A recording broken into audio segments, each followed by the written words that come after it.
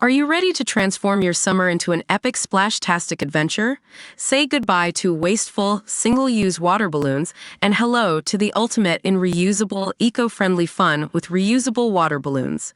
Check out the link in the video description to get yours on Amazon today. The White House has made a major error with Vice President Kamala Harris as Democrats struggle to find an alternative for President Joe Biden following his abysmal debate performance. Several Democrats, including Representative James Clyburn, of South Carolina, and Senator LaFonza Butler, of California, have suggested that the 59-year-old vice president is best suited to take on Trump in the general election if Biden agrees to step down. Tim Ryan, a former congressman from Ohio, has even called on the 81-year-old commander-in-chief to rip the Band-Aid off and promote Harris immediately. But in the 4 years since Biden took office, his administration has done very little to promote Harris and properly prepare her to lead the United States, according to The Atlantic. That failure comes despite the president vowing to stand aside for a new generation of Democratic leaders.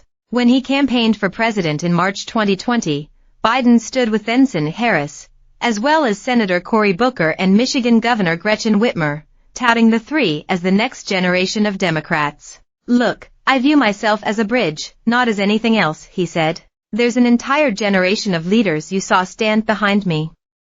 They are the future of this country." He reiterated that message a few months later at an online fundraiser, saying, "I view myself as a transition candidate. You got to get more people on the bench that are ready to go in. Put me in, coach, I'm ready to play," Biden said at the time, according to the New York Times. Well, there's a lot of people that are ready to play, women and men.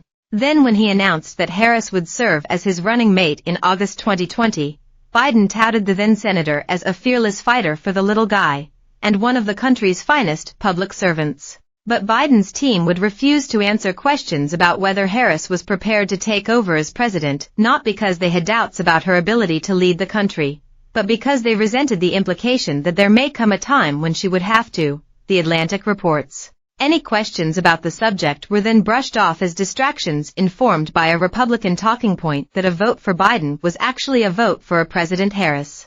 Even after taking office, Biden's team still seemed to keep Harris at arm's length. When former Chief of Staff Ron Klain was asked last year if the administration had done enough to showcase her as a governing partner, Klain simply said it's always hard to promote one's vice president, even though Biden himself insisted on being involved in conversations when he served as vice president under former President Obama.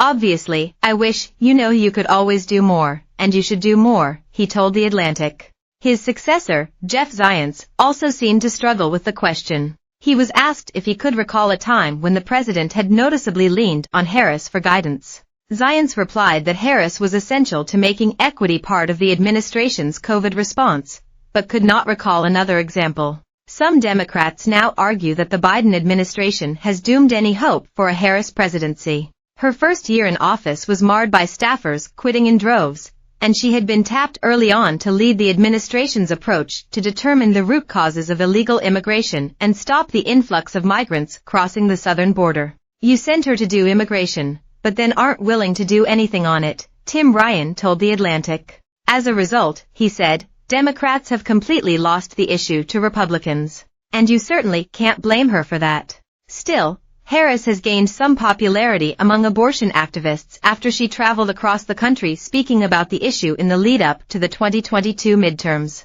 Since Biden's appearance at the CNN debate on June 27, Harris has also fiercely defended the president, trying to assuage donors' concerns about the viability of his campaign. "She's been out there, on the front lines of the campaign since it launched," a former advisor told The Atlantic. "It got more focus, and will get more focus, because of what happened with his performance." The president repeatedly trailed off mid-sentence during the debate, and stood slack-jawed while Trump spoke. Once it was finished, Biden was seen